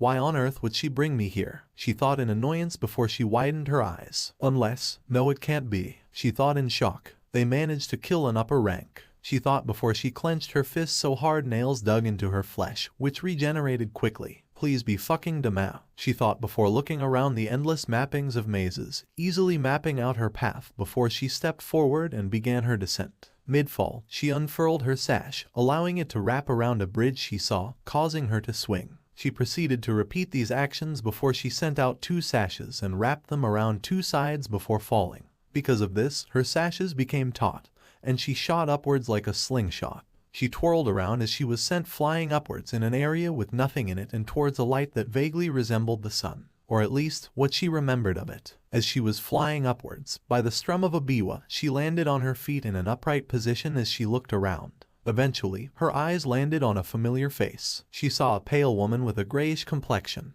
who had sharp, blue-stained nails and notably red lips which sharply contrasted the tone of her skin. She had shiny, waist-length hair of a dark brown color, which she wore falling down her back in slight waves that cut off sharply at the ends, with 2 chin-length strands left to frame her face and long bangs that obscured her upper face, swept to either side of her nose. She wore a plain black kimono with a white lining, secured with a striped pale brown striped obi, white socks and no shoes. And as always she was holding a 4-stringed wooden biwa with a large bakai pick. "Nakime," she said with a light smile before frowning. "Who was the one who got themselves killed? Please tell me it was Dama." Before she noticed something. A vase. "Fuck me. Hiyo hiyo hiyo." She heard a jovial voice speak from the pot as it bounced up and down before something slithered out of it like cobra. Starting with pale white baby hands that climbed out of the pot, she eventually saw a male demon with very bizarre and grotesque physiology, taking on the form of a pale white, abstracted, grotesque humanoid figure with a muscular upper torso that has no arms and resembles that of an armless statue growing from a porcelain vase, similar to a djinn. He had multiple infant-like hands that line along his head and back. His face was even more distorted, with large green mouths located where one would expect his eyes to be located, and his actual eyes were located vertically from one another on his face, one eye appearing in the constantly open bottom mouth, and the other is seated at the center of his forehead. The Daiji for upper rank was engraved on his forehead's eye and the Daiji for 5 was engraved on his mouth's eye. Completing the fucked up look was a black thing that connected his torso to the opening of the vase. Upper Moon 5, Jayako. "My, how lovely it is to see you, Lord Daki," he said with one of his mouths. "When I thought you might have perished he was interrupted as he switched to the other mouth. Heart wept in sorrow," he said as he swayed side to side. "What has it been? 90 years. She looked at him in disgust before she sighed. "Hello Jayako, I am so sorry to see you haven't been able to solve the jigsaw puzzle that is your face." She took pleasure in the temporary shock that appeared on him before she heard whimpering off to the side. She saw a short frail man with a very thin and skeletal body, covered with veins and wrinkles and is usually seen crouching. His most noticeable feature was a large bump on the top of his head, accompanied by 2 curved horns. His face was thin with a sharp chin and he constantly wears an expression of terror and fear, with a prominent brow ridge that lacks eyebrows. His eyes are narrow and often appear to be squinting, lacking any visible pupils. He also had the kanji for something etched into his tongue. Daki really needed to learn how to read. He had dark shoulder-length wavy hair with a low hairline, only growing out from the back of his head and ears, which themselves were sharper and longer than normal humans. His nails were long but not sharp like most other demons and retained their natural square form. He wore a dark kimono that is split in the middle, the right half being covered in a pattern of flowers and lines with the left half being dark and lacking any detailed features. He also wore black hakama pants and a pair of zori. Upper Moon 4, Hantingu. "How horrifying," he said as he whimpered. "To think that a being such as yourself had forgotten to count. 112 years have passed since we last met each other," he said before holding up 2 fingers. "An even number that could be split so evenly must surely be at odds with itself." "How petrifying," he said in fear. "Well, guess we still haven't found you your courage, you cowardly pride," she mocked before turning back to Nakime. "But seriously, is Dama dead?" Well, she froze as she heard the voice of a male demon. She suddenly turned around to see a tall young man with a toned and muscular body, with a notably pale complexion, unusually long, pointed nails that appeared to be stained with a pale blue color. He possessed long platinum blonde hair that he wore parted to his right, the shorter parts around his face seeming to flare out to either side around his head, curving backwards with one lock slanting down to the right of his face to fall between his eyes, while the longer parts were left to drape centrally down his back in a thinning spiral. His eyes were made up of an array of rainbow pastel tones that fade into one another as they circle his irises. The Daiji for upper rank and 2 were etched across them, and they were shaped to slope downwards towards the sides of his face, with a set of notably large, thick black eyebrows acting to frame them above. He wore a blood-red turtleneck of a design that made it appear that the section between his neck and upper chest is covered by a black substance that looks like it's dripping slightly down his body. This same design repeated at his wrists and down his hands, as well as on the small, circular blood stain he adorned on his head. Below this, he wore a pair of straight, tan-colored hakama pants of a pinstripe design, their cuffs visibly loose, which he secured with a pale green-tinged golden belt, its buckle a bright silver. He also wore plain black tabi socks on his feet. Upper Moon 2, Dama. Where is all this hate coming from? He asked as Daki backed away from him, not wanting him to get close. I was worried you might have gotten yourself killed. You are the weakest of us all, he said with a smile. The moment I was summoned here, it was as if a hole had been punctured through my stomach. With how horrified I was that one of my precious buddies had gotten killed. It's a wonder I was even able to make it here. He then pouted as he faced Daki. And here you go, Lord Daki, with all your harsh words and giving me the cold shoulder. It's enough to make me cry, he said as he gave puppy dog eyes while the scantily clad demon in question gagged. Is that supposed to be a lame joke or something? She said as she raised her eyebrow at the demon's last sentence. Suddenly, her eyes widened and she groaned as she pinched the bridge of her nose. How long have you been listening, Upper One? Suddenly, a presence exuded itself as they all looked up to see a glimpse of purple and black checkered Haori in a room that was positioned not too far above them.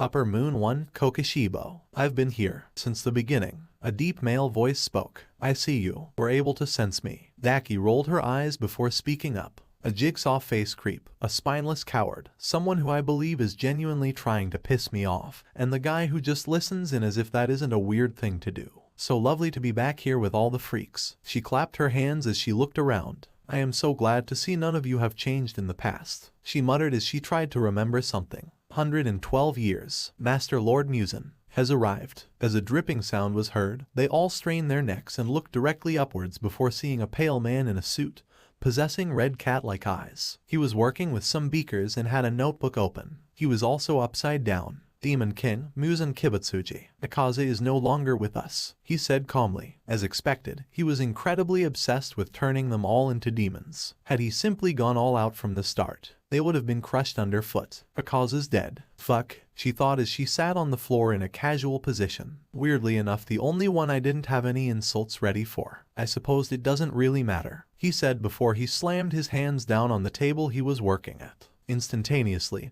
everything there broke apart, including the table, and all because of some kids. Daki widened her eyes at that. Aaza dying was already something she couldn't fathom. Not to a mere human at least. But kids, well, kids in the Demon Slayer Corp were usually about teenager years. Her eyes suddenly widened as she received memories streamlined straight from Muzan. These must have been Aaza's memories. Weird, they get murky near the end. If you see any of these kids, kill them. I don't care if you reveal yourself or if it causes a panic or draws attention. Just do it, he ordered before Daki felt the eye containing her number get blurry. Right, I'm ranking up, she thought in pain as she felt a tentacle get stabbed into her, before vaguely seeing the same happen to Jayako and Hantingu. It's not just me, my brother's getting more of Master Muzan's blood, she thought in shock. She laid on the floor she had landed on. After giving the orders, Muzan had left them all, saying something about not needing to find a replacement. Daki sighed before looking around. Hantingu was now upper 3, Jayako upper 4, and she was upper 5. Wait, did that mean? Hayo, Lord Daki. She looked at the pothead in annoyance. I've been meaning to ask, she heard Hantingu whimpered as her veins bulged. How has your brother be suddenly? Daki's pupils shrank as a sash shot up from beneath where the demon's vase was and sliced it in half, causing Jayako to scream in anger before his true form was revealed. He shot towards Daki, who vanished into her sashes, easily dodging his attack. Where did you go, you? He screamed with both his mouths as he rapidly darted around the area, punching everything in sight. When I get my hands on you, you'll be one of my artworks. You and that worthless brother of yours. Suddenly, two hands came from behind him and covered both his eyes. Funny, she said as she ripped his eyes out, causing him to scream. Cause my brother just found your opening, she said as she ate one of his eyes, before feeding the other into her sash. Thanks for giving me a reason to kick your ass in a battle, she said as she watched in joy as his rank decreased. And to give someone else the title of weakest upper moon, she said with a cruel grin as she looked at Nakheim. Please send me back, this bores me something fierce, she said before the sound of a biwa signaled her disappearance from the Infinity Castle. As Jayako healed, he didn't even feel like looking at his new number before his reflective pot forced him to look at his new number. 6. As Daki reappeared back in her room, she sent her sashes back out around town to restock her human supply and kept watch over the town. She had never cared about moving up in rank, but if it would shut him up she'd do it in a heartbeat. Sending out a sash in case she needed to fight was a good call. She hated it when that freak talked about her brother, but this was the last straw. Speaking of which, thanks for the help. You can go back to sleep now, everything's fine, she said to her brother, whose worry she could feel even if he didn't have form. Since it was a team effort, they both increased in rank, though upper 4 and upper 5 were split between them. The important thing was that their link was intact. As she got dressed in her Warren clothes, she spoke to her brother. I'll take care of everything. Back in the butterfly house, Shinobu sighed as she looked at the bed. I know how long it'll take, she said as she looked at the comatose person in the bed. But please wake up soon, Kyojiro, she asked as she put a hand on the railing. When times are rough and very hopeless, Genya was shown leaning against the wall in his room, and infinitely depressing. Tanjiro was looking at the still body of Kyojiro Rengoku. There's only one thing a person can do. Zenitsu was shown talking to each and every one of his friends. Are you in? And that's to Mother, FC King. Sing. The music was cut off by Kanao stumbling into Tanjiro's room and seeing a shirtless Tanjiro. They both blushed before Kanao immediately closed the door, with her on the other side. I am so sorry. Kanao apologized. It's fine, he said as he blushed before he heard something. Damn, he's hot. You heard that, didn't you? Yeah. The next mission. Kanao is shown singing on stage with Tanjiro. Will rock your world. Genya is shown rapidly driving his car while shooting from it. To the core. Inosuke cackled as he punched someone. The 5 senses, rock on. So I just hope we meet our quota of 1 song per chapter, Kanao said as she sat on a couch while looking at someone else, who looked at her weirdly. You are a very weird girl, she blatantly, and you are very hot, Warabeheim, Kanao said as she looked at the girl, before immediately. I said that out loud, didn't I? She asked with a sweat drop. If I agree to let you perform, will you leave? She said after sighing. Yes please. Coming June 7, 2023. Memories of Akaza punching a hole in Kyojiro's torso flashed through his head before Tanjiro shook his head and looked out the window. It's been almost 4 months since that mission, Tanjiro thought before smiling. In that time everyone's managed to get back to relative normal. They're able to easily go on missions. Kanao hasn't worn her blindfold in at least a month. Suddenly, a crash was heard in the Sun estate. Of course, the only issue is that all of my friends come here to my estate now that I'm a pillar. It had been a tough decision, the responsibility that came with the title. He now had his own area to explore and everything. But honestly, he was worried Genya might put a bullet in his head if he refused. From the 2nd floor of his estate, he saw AI and the butterfly girls delivering some medical supplies. Honestly, he was surprised by how quickly this was put up. It was amazing. I'm curious just how much money the Yubayashiki family has, he thought in amazement. When he was told he could choose how much money he was paid, he nearly fainted in shock. Suddenly, however, he heard screams from the entrance to his estate. He raised his eyebrow before he leapt from the 2nd floor and landed on the ground before rushing over to see. Huh? He saw his fellow pillar holding one of the butterfly girls and AI, while the other 2 were latching on to him. What are you guys doing? He asked with a tone of confusion. He saw a very tall, broad-shouldered, and muscular man with lightly tanned skin and white hair. His hair was of an uneven length, the longest strands reaching his shoulders, and was styled with 3 more notable, shorter clumps arching up to fall as bangs between his eyes and on either side of his face. He has quite thin, maroon eyes that appear to slant inwards, each with 1 long eyelash flowing to the far side of his face. He wore a sleeveless and dark turquoise version of the standard Demon Slayer uniform, along with a wrap of burgundy cloth around his calves with his Tatsuke Bakama pants tucked in, and white strapped Zori. He also wore 2 thick, golden rings around his upper arms and what appeared to be a pair of fingerless blue gloves, secured around his middle finger with a band of white and his wrists with another set of thinner gold rings, this time with 2 on each side. As well as this, he sported a white head wrap that covers his hair, leaving only a thin ponytail visible to fall behind his head from between its layers, which is adorned with a large headband of pale gray that's decorated by 6 light pink gemstones,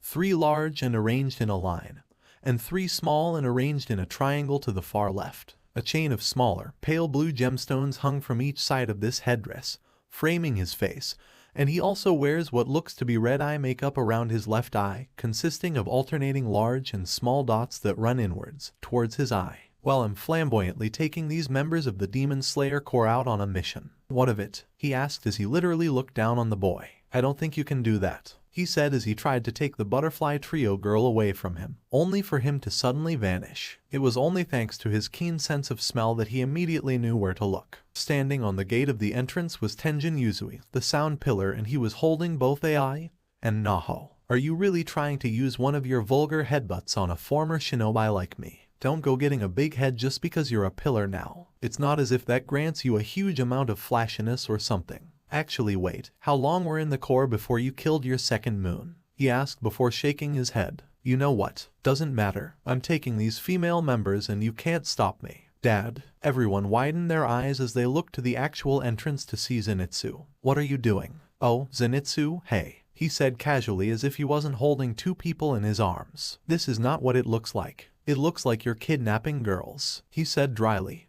I'm sorry, Dad, Tanjiro asked, alerting the two breathers of the same branch. As they both looked to him, he saw Tenjin mutter something under his breath, causing Zenitsu to widen his eyes and turn to Tanjiro. Tanjiro, I know this is asking a lot, but he needs them. Tanjiro was shocked. What had he said? And he was still curious about the dad thing. But that could wait. I don't think Naho is part of the Corps, and Ms. AI is pretty shaken up, he said as he looked at the white-haired man, who noticed the details about the girls and promptly dropped them. Tanjiro caught Ms. AI while Zenitsu caught Naho. What kind of brute just drops people like that? Well, what do you want from me? You said I wasn't exactly able to take them, and I need female Corps members, and the female pillars are currently busy. What would you have me do? He asked sternly.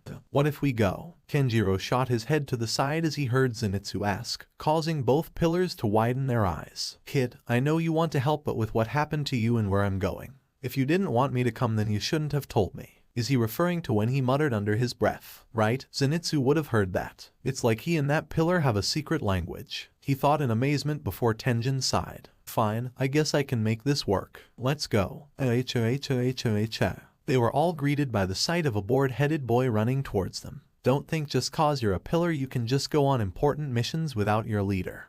Okay, I can work the boar-headed guy in, he said before the sound of a vehicle sounded out and they saw a car pull up. They saw Genya get out as he locked the door. Hey Tanjiro, I was in the neighborhood and... He paused at the scene he was witnessing. We're going on another mission, aren't we? As he watched everyone there nod, he screamed before slamming the hood of his car. Tenjin looked at him questioningly before Genya started speaking. Let me hide my car first, he said as he unlocked the car. Why do you need to hide your car? Tenjin asked curiously. Because Kanao is gonna be pissed if we go on this mission without her, and I am not letting her find out I have a car, he said before he drove off. So you want me to go with the dude who just tried to kidnap two girls, am I right? Kanao asked Tanjiro, who along with everyone else sweat dropped. Well, yeah, Tanjiro said awkwardly, and he said he specifically needed female members. She asked to specify the situation she was being asked to join. Well, yeah, it sounds really bad when you say it like that. Oh, like how it literally is, she said with a raised eyebrow. Tanjiro sighed before responding to her. Look, I get the scent he's really desperate, so please help us, he begged.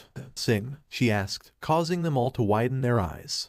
Do we have? She slammed the door in his face. Am I really about to do this? He asked before he sighed. Kanao's part, the other side, female ver, covered by NFT, Kami Cat. Tanjiro's part, the greatest showman cast, the other side. Right here, right now, I put the offer out. I don't want to chase you down. I know you see it. You run with me, and I can cut you free, out of the drudgery and walls you keep in. So trade that typical for something colorful. And if it's crazy, live a little crazy. You can play it sensible, a king of conventional, or you can risk it all and see. Don't you want to get away from the same old part you gotta play? Cause I got what you need. So come with me and take the ride. It'll take you to the other side. Cause you can do like you do, or you can do like me. Stay in the cage, or you finally take the key. Oh damn, suddenly you're free to fly. It'll take you to the other side. Kanao then burst out the door and smiled at him. She then strutted up to him and tapped his chest. Okay, my friend, you wanna cut me in? Well, I hate to tell you, but it just won't happen. So thanks, but no. I think I'm good to go. Cause I quite enjoy the life you say I'm trapped in. Now I admire you, and that whole show you do. You're on to something, really it's something. But I live among the swells, and we don't pick up peanut shells. I'll have to leave that up to you. She then turned around and headed to the doorway before stopping. Don't you know that I'm okay with this uptown part I get to play? Cause I got what I need and I don't want to take the ride. I don't need to see the other side. So go and do like you do. I'm good to do like me. Ain't in a cage, so I don't need to take the key. Oh damn, can't you see I'm doing fine? I don't need to see the other side. Tanjiro gently put his hand on her shoulder. Now is this really how you'd like to spend your days? Whiskey and misery and parties and plays. She threw it off her shoulder before turning around. If I were mixed up with you, I'd be the talk of the town. Disgraced and disowned, another one of the clowns. Tanjiro kept trying to persuade her as she began to close the door. But you would finally laugh a little, finally laugh a little. Just let me give you the freedom to dream and it'll wake you up and cure your aching. Take your walls and start 'em breaking. Now that's a deal that seems worth taking.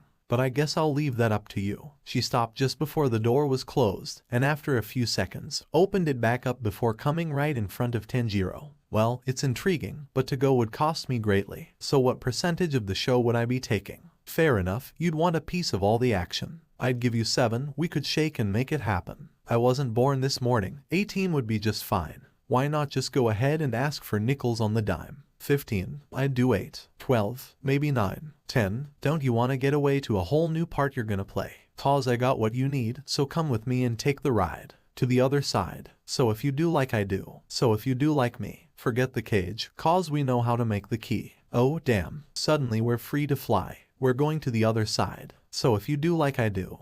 So if you do like me. Cause if we do we're going to the other side. We're going to the other side. The sequence ended with them back to back, holding each other's hands. Kanao panted as she sighed. She then let go before putting her hands to her knees. That was fun. Alright, let's go destroy wherever we end up doing our mission. Besides, there's a letter I wanted to send anyway, she said cavalierly before heading out. Tenon looked at her in shock before looking back at Tanjiro. Is she? Yes, he said sheepishly. Did I hear music? Zenitsu asked as Genya groaned. You think that's weird? She grabbed that song from a different era, he said before he turned around. Let's go get Nezuko, Tanjiro said as they all headed out. Nezuko finished swinging her flaming wooden sword, having just done all of the flame-breathing forms bar the one Kyojiro had used to defeat Aaza. You're able to use all the forms of a specific breathing style in consecutive use, a voice said before she slightly stumbled before righting herself. With fewer drawbacks than when you started. I'm not sure about your physiology, but I guess if you aren't used to it, even demons get slightly tired from using breathing forms at the intensity you've been doing them, he said before a knock at the door was heard. I think your friends are here, he said as he held open the box for her, which she ran towards before jumping into. A minute or so later, she was back in her brother's hands. She could sense things like that from inside the box. Thank you for training her. I know the pillars who actually do are actively busy at the moment, so this means a lot, he said in gratitude to the one who had been training her in flame breathing. From what I understood, her power saved my son, Shinjiro said. It's the least I could do. Besides, after treating you both so horribly, I had to do something to make it up. So, now that we're all together, Tanjiro said now that all the 5 senses, his sister and the pillar had gathered. Where's the fight? He said with determination. Tenjin smirked as he looked at them. One of the flashiest and flamboyant places you'll ever see, he said as his veins bulged. The entertainment district. Rui was organizing the new house for the 3rd time before a bird flew in. Thankfully, the windows were covered in a way that sunlight didn't get. The bird had come through a little hole designed for them. Hello my friend,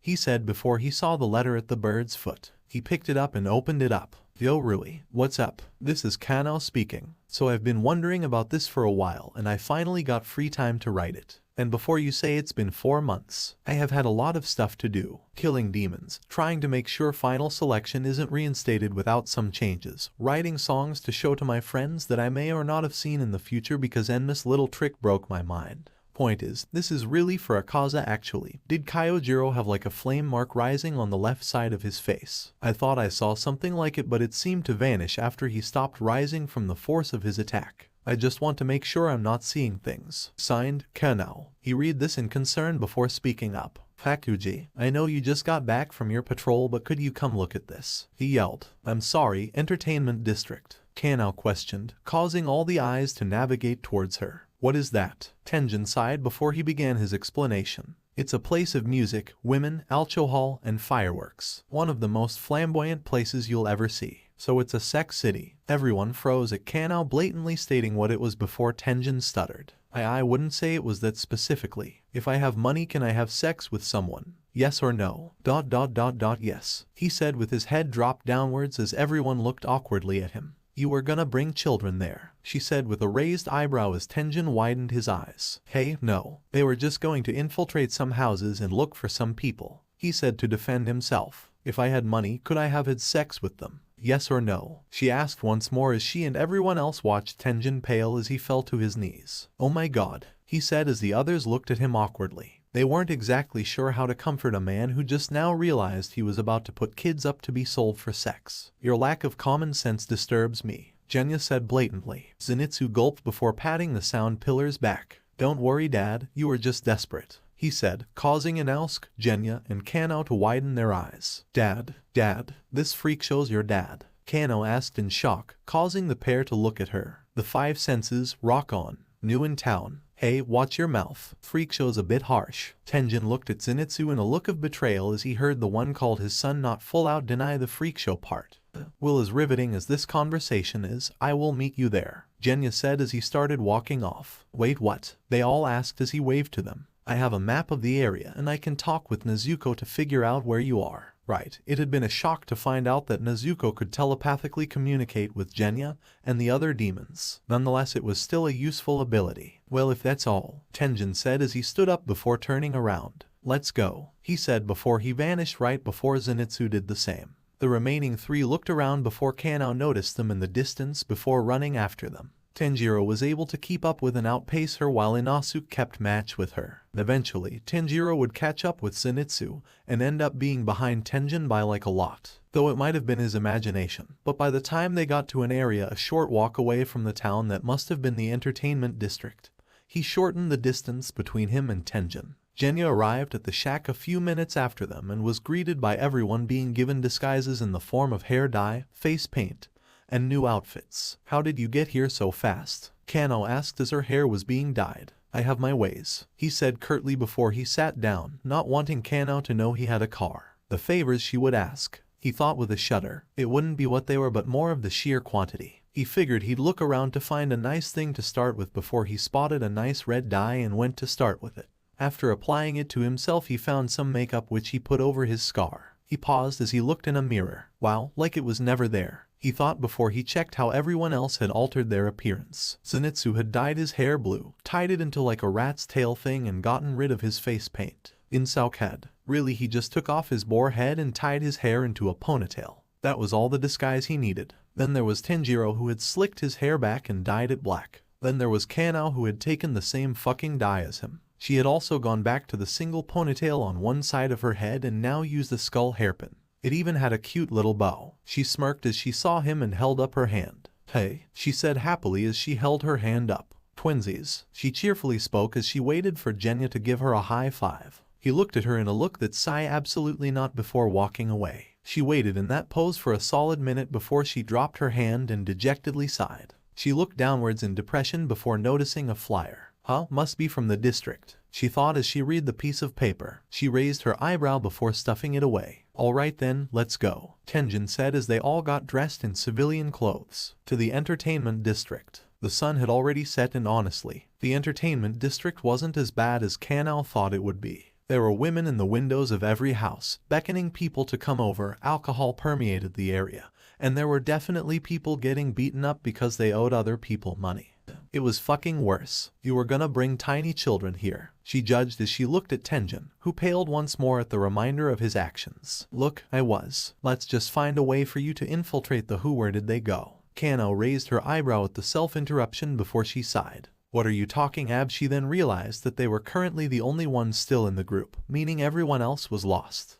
Okay, you go this way and I go the other way. Meet back here in 5, Kano said before rushing off, leaving Tenjin to stammer before heading off in the separate direction. There were a lot of smells. So many smells, lots of smells. Oh god, it was hurting his nose. I'm gonna be sick, Tanjiro thought before he focused his breath so it was circulating through his mouth and not his nose. He heard from the box on his back that had been decorated to blend in with the festive surroundings. Don't worry, I'm fine Nezuko, he said as he knelt down, trying to get his bearings. How did we get separated? Why is this place so disorienting? What the hell are you doing? He turned around to see Tenjin. quit goofing off," he said before he picked him up by the scruff of his collar and held him closer to his face. "Why the hell would you accept the pillar position if you weren't gonna take it seriously?" He hissed at the sun breather. Before he could explain himself, the other pillar slung him over his shoulder before looking around and widening his eyes before they were suddenly over Inosuke, who was scratching his skin as he looked around hesitantly before he was picked up by Tenjin. Genya looked around trying to find everyone else. "Seriously, first time in a city area like this and I end up getting lost. How pathetic," he groaned mentally before he accidentally bumped into someone. "Sorry," he grumbled before he suddenly felt an arm on his shoulder, causing him to whirl around in a panic. "Who the hell do you think you are?" he said in a panic as he looked at a man who was currently obviously drunk. "Where do you get off ramming into me like that?" he asked drunkenly before he grabbed Genya again,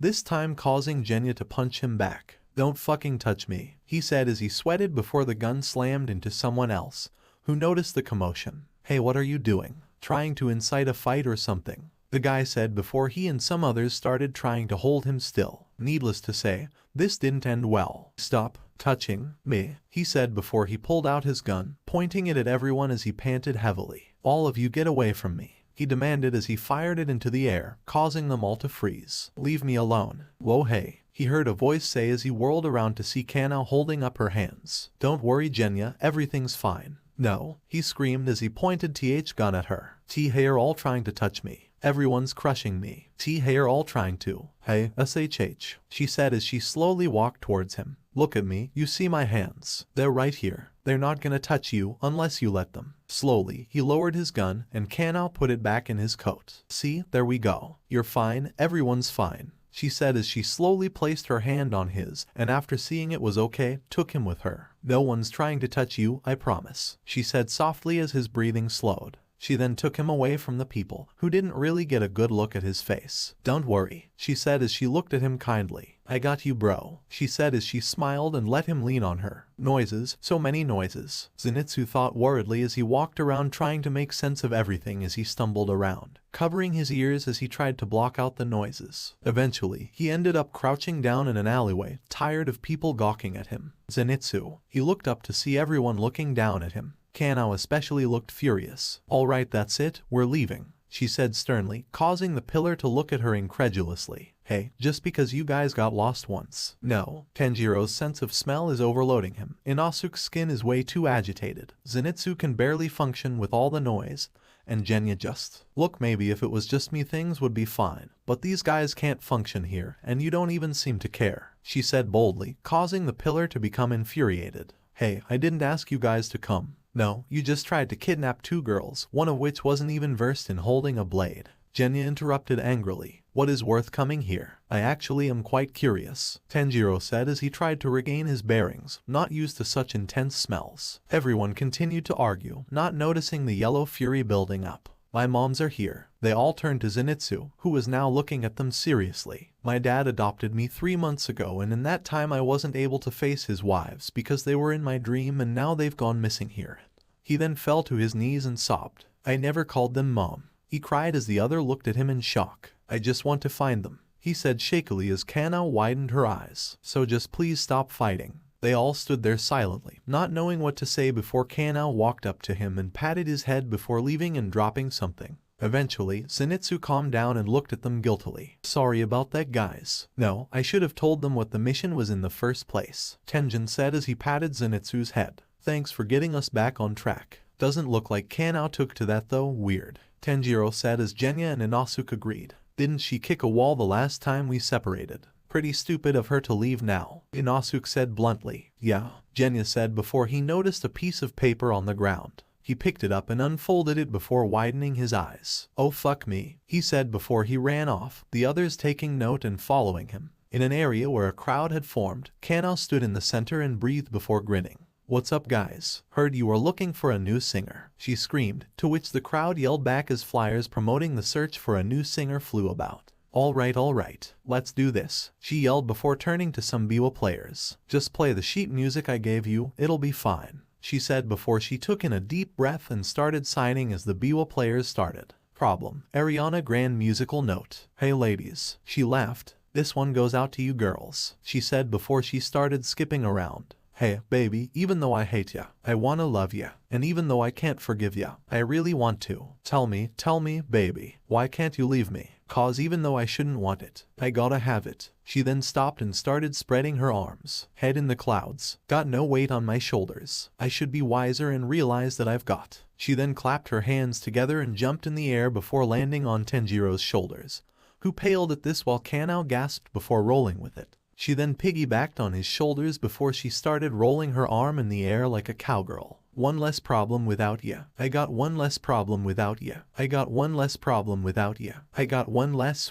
problem. No. One less problem without ya. I got one less problem without ya. I got one less problem without ya. I got one less problem. No. She then got off his shoulders before she started skipping around again. I know you're never gonna wake up. I gotta give up. I know I shouldn't ever call back or let you come back. Every time you touch me and say you love me, I get a little bit breathless. I shouldn't want it. She then started play fighting with Inosuke as she smiled and danced around his attacks. She then flipped over him only to land back where she was originally. Head in the clouds. Got no weight on my shoulders. She slowly raised her hands to the air. I should be wiser and realize that I've got. She paused before robotically moving her arms before rotating them around each other. One less problem without ya. I got one less problem without ya. I got one less problem without ya. I got one less problem. No. One less problem without ya. I got one less problem without ya. I got one less problem without ya. I got one less problem. No. Suddenly Genya was accidentally pushed into Kanao,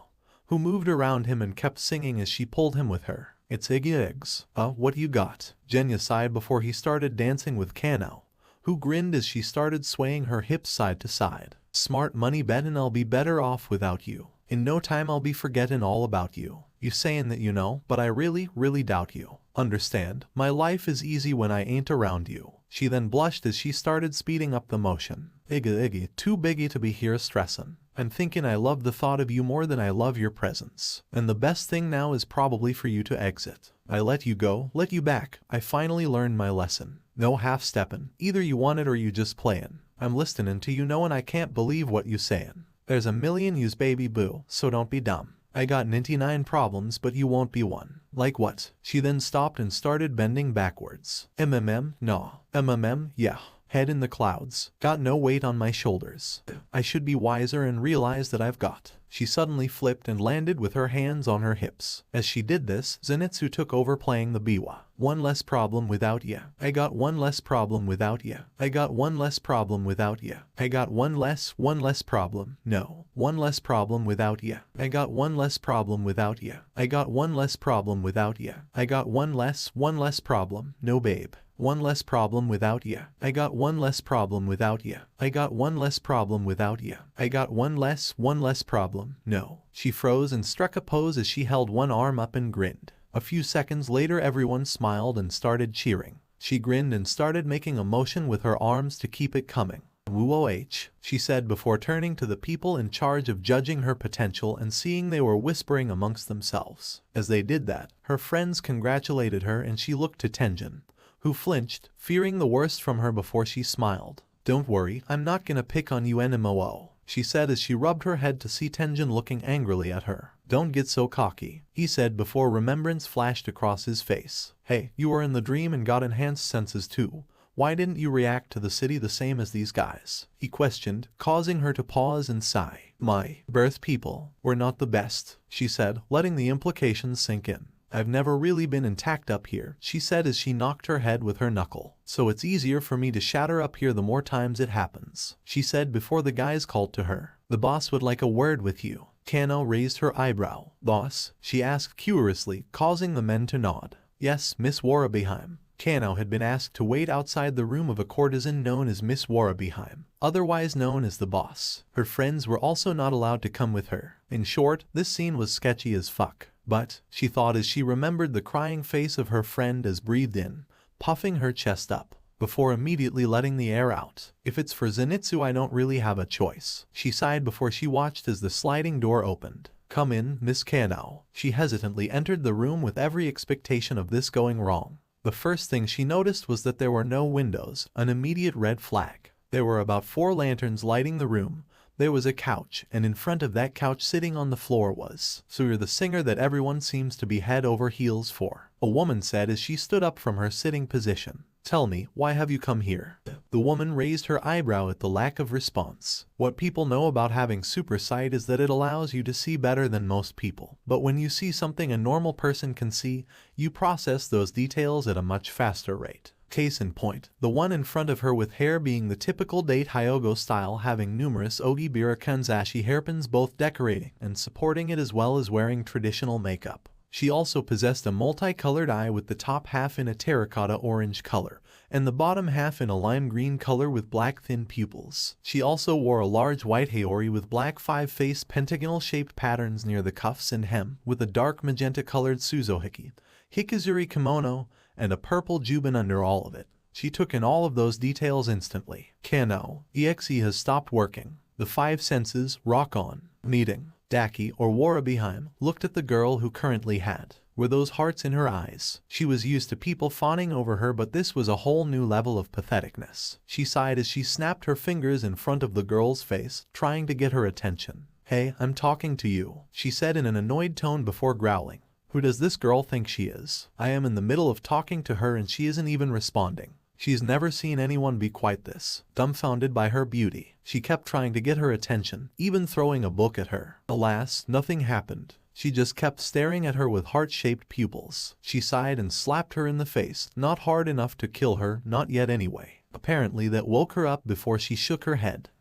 Where was I?" she asked, causing Daki to pinch the bridge of her nose. "How about you sit down?" she said as she gestured to the couch. "Tell me about yourself before I mince you to bits," she thought viciously as the human did so. Skills like she displayed weren't natural by human standards. She had to be a slayer. She hadn't seen one in a while, but she knew that. She better kill her now. "Well, my name is Anna. I'm mainly just wandering around, looking for a song to sing," she said quickly as she laid on the couch as Daki slowly walked behind her, ready to slit her throat.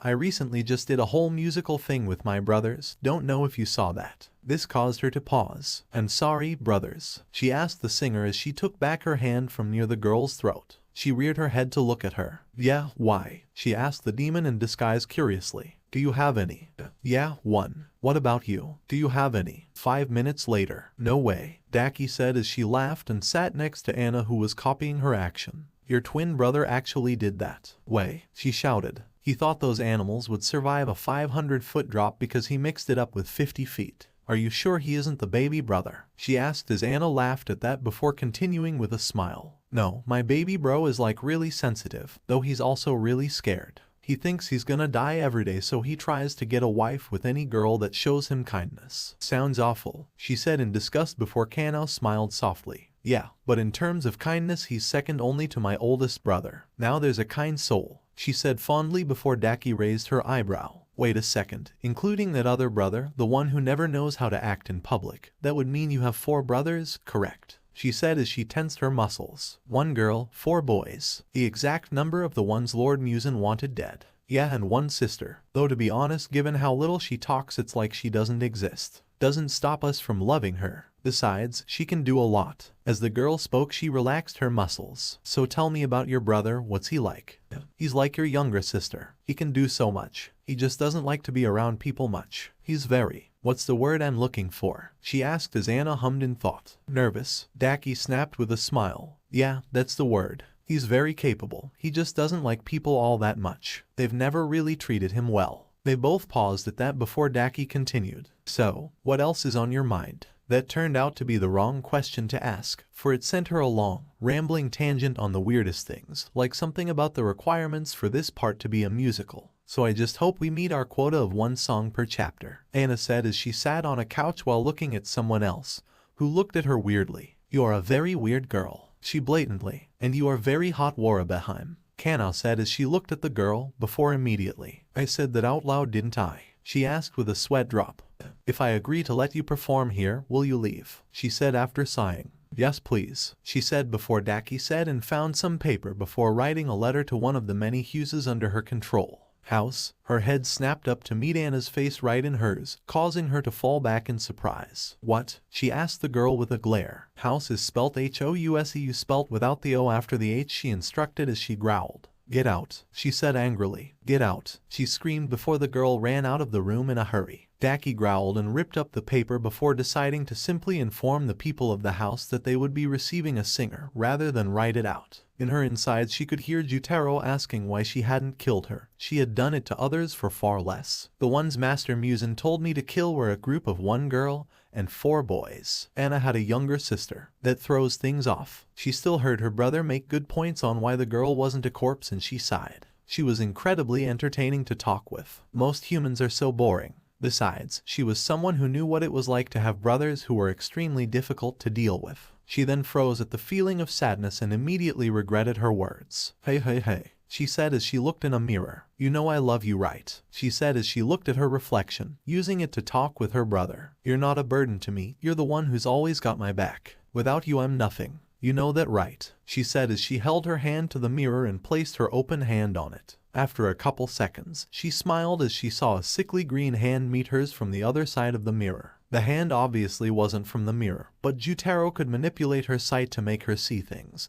and the mirror helped make things more realistic. We're unbeatable as long as we're together, she said fondly before breaking the glass. And I'll kill anyone who tries to tear us apart. So don't worry, Jutaro, your sister's got this. Kanao smiled as she enjoyed her own personal room. The people in charge said her and her siblings had each been given a room to themselves. Her friends had questioned the sibling part, but she had managed to dodge the questions easily enough. So telling Warabeheim that her friends were her siblings was a bit of a blatant lie on her part. But come on, she had always wanted siblings.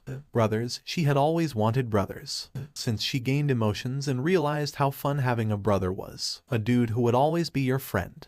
Okay, she just viewed her friends as family, and this was the easiest way to claim they were her siblings without actually telling them and risking humiliation, embarrassment, or worse, awkwardness. Muscle. She raised her eyebrow as she heard a sound from the floorboards and slowly crouched down and lifted one off, smiling at the 2 cute ninja mice. Tenjin couldn't be here personally since he was investigating the entire town.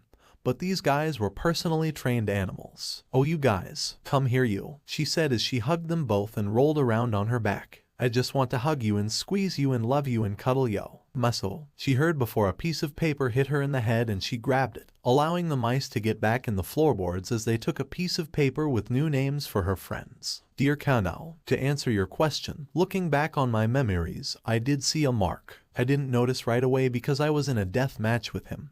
But I remember it clearly now, and I know what it was. Long ago I challenged a demon of a higher rank for his position and immediately lost. That demon had a mark just like that. I noticed it, and being the perceptive demon he was, he took note of that. As if to humiliate me, he forced me to stay there as he talked of it. He said it was a mark that was gained by humans when 3 things happened at once. They pushed their total concentration breathing to their utmost limits. They reached a body temperature of, I don't specifically remember, but I know it was high. Their heart rate reached an incredible amount of beats per minute. I think there might have been a 4th requirement, but he stopped before he explained the benefits. He said there was no chance of it reawakening though, so maybe I was just seeing things. But I do know that his attack strength did increase massively as we were clashing. Even after he received Nezuko's sword, he said the mark provided a great boost of strength, but if you didn't train with it, would sap your energy at an insane rate. Kyojiro was likely running on pure adrenaline, though it likely helped that he was a pillar. Specifically, it was called a Demon Slayer mark. Signed, Hakuji.